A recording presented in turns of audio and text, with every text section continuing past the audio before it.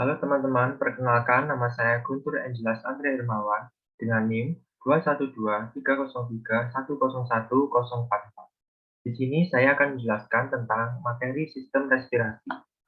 Kemudian di sini struktur sistem respirasi.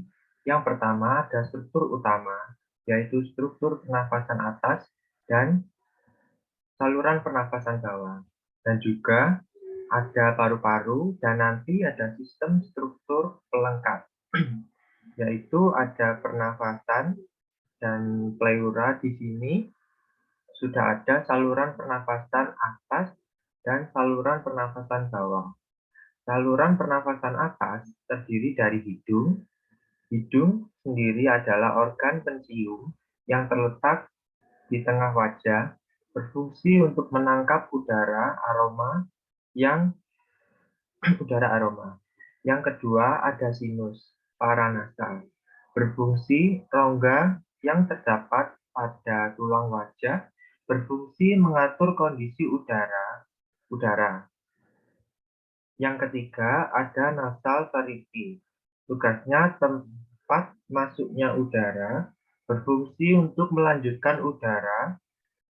Kemudian ada faring, tugasnya mengalirkan aliran udara dari hidung, mulut ke trakea. Selanjutnya ada laring, yang fungsinya sebagai melindungi saluran pernafasan, berfungsi mencegah benda asing yang dapat atau melukai saluran pernafasan. Kemudian saluran pernafasan trakea. Trakea berfungsi sebagai mengalirkan udara dan menuju paru-paru. Kemudian ada bronkus. Bronkus ini sendiri berfungsi saluran yang menghubungkan antara trakea dan paru-paru. Melancarkan udara dari saluran nafas atau ke dalam paru-paru, sekaligus mengeluarkannya dari paru-paru. Kemudian bronkiolus, fungsinya menyalurkan udara dari bronkus ke alveoli, juga mengontrol jumlah udara yang masuk dan keluar saat proses bernafas.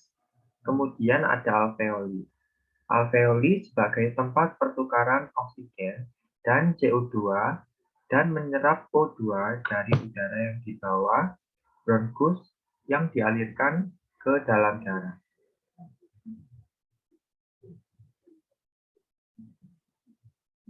Yang kedua, selanjutnya ada paru-paru,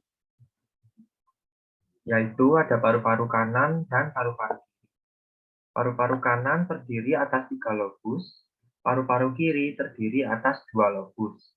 Paru-paru kanan terdiri 1 apikal, anterior, posterior, lateral, medial, superior, medial basal, anterior basal, lateral basal, posterior basal.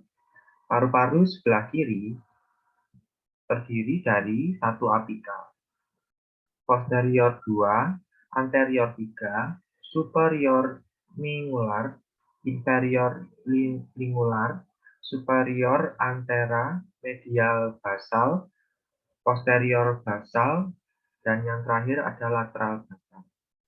Selanjutnya, yang ketiga ada otot-otot pernafasan. Ini termasuk struktur pelengkap. Di sini ada tengkloidomastoid. Otot ini berperan dalam mengatasi kepala ke sisi yang berlawanan dan merefleksikan untuk menekuk leher. Otot-otot tulang lateral yang dimulai pada tulang rusuk pertama dan kedua dan dilewatkan ke sisi leher, kemudian eksternal interkostal digunakan dalam pernafasan normal. Kemudian ada diafragma. Ketika menarik nafas, otot-otot pernafasan di rongga dada mengembang dan diafragma akan berkontraksi menjadi lebih datar untuk memudahkan udara atau oksigen bergerak masuk menuju paru-paru. Tekanan pada rongga dada akan turun secara mendadak. Kemudian ada internal interkostal, secara eksklusif digunakan lama latihan hembusan nafas kuat lain. Eksternal okibiku berfungsi untuk memutar dan menekuk tubuh. Kemudian internal okibiku berfungsi untuk menekan dan menopang secara visceral abdominal. Transversus abdominis dan rectus abdominis berfungsi agar menjaga tulang belakang agar tetap stabil. Selanjutnya, yang keempat atau yang terakhir, ada pleura. Pleura dibentuk oleh jaringan yang berasal dari mesoderma pleura. Dibedakan menjadi dua, yaitu pleura visceral yang melapisi paru-paru, pleura parietal yang melapisi dinding mitoraks. Di antara pleura terdapat rongga pleura. Pada keadaan normal, berisi cairan pleura dalam jumlah sedikit 0,1 sampai 0,2 yang berfungsi untuk memisahkan kedua pleura agar tidak lengket. Selanjutnya, pleura visceral melapisi paru-paru masuk ke dalam visceral dan memisahkan lobus satu dengan yang lain. Untuk pleura parietal, membran keluar pada paru-paru menerima subtial dari interkosta dan juga mengirim darah ke tubuh. Sekian, terima kasih.